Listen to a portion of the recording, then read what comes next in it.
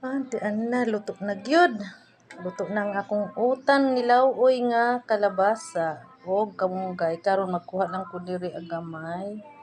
Akong ibutang sa blender kay dili pa man niya kaya mukaon aning kuan. Ang kubasa pwede ra akong dugmokon sa kutsara pero ang kamunggay di man madugmok sa kutsara. Ako siyang i-blend para i-blender na ako. I-blender. Ayan, kaya na ko ipisto. Mag-init pa ay.